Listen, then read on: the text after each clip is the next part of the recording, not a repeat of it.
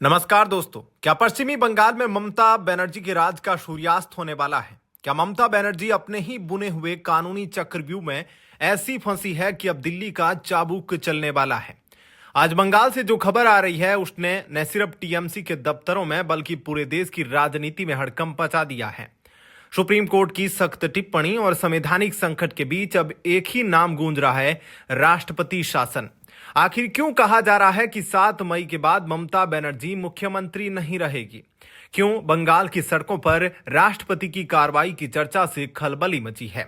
आज के इस स्पेशल वीडियो में हम आपको वो इनसाइड स्टोरी बताएंगे जो मुख्यधारा का मीडिया आपसे छिपा रहा है। दोस्तों, इस पूरे विवाद की जड़ है वोटर लिस्ट। चुनाव आयोग ने कोर्ट में खुलासा किया है कि बंगाल में 80 लाख वोटर कार्ड के मामले पेंडिंग है। सोचिए, 80 लाख।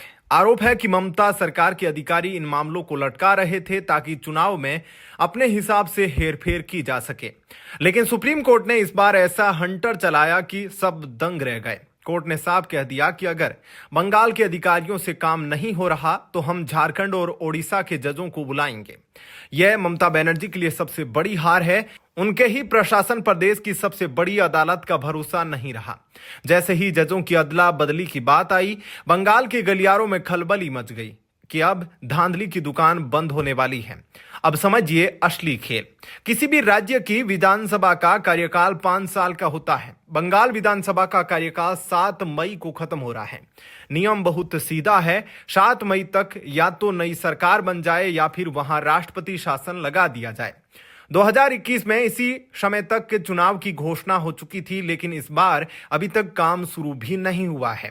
सुप्रीम कोर्ट ने स्पष्ट कह दिया है कि यह असाधारण परिस्थिति है। जानकारों का कहना है कि अब समय इतना कम बचा है कि निष्पक्ष चुनाव कराना लगभग नामुमकिन है और यही वो मोड़ है जहां राष्ट्रपति की कार्रवाई शुरू होती है। अगर चुनाव में देरी हुई तो ममता बनर्जी को कुर्सी छोड़नी होगी और बंगाल की कमान सीधे राष्ट्रपति के हाथ में चली जाएगी। इसी संवैधानिक हार के डर से टीएमसी के भीतर हड़कंप मचा हुआ है। एक तरफ कानूनी घेराबंदी है तो दूसरी तरफ दस्तावेजों की जंग।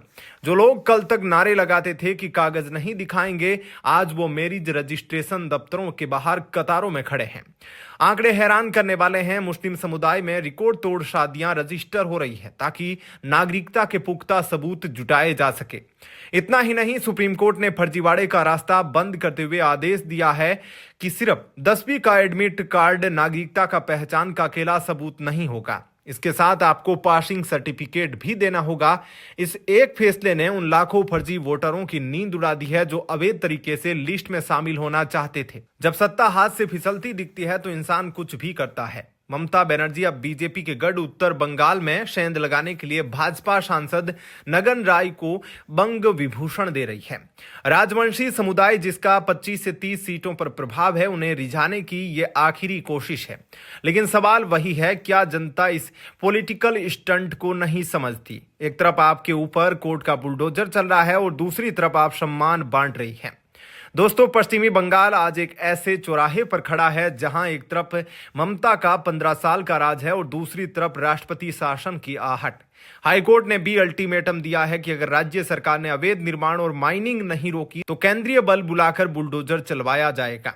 मेरा आपसे आज का सवाल यही है, क्या आपको लगता है कि बंगाल में निष्पक्ष चुनाव के लिए राष्ट्रपति शासन ही एकमात्र समाधान है?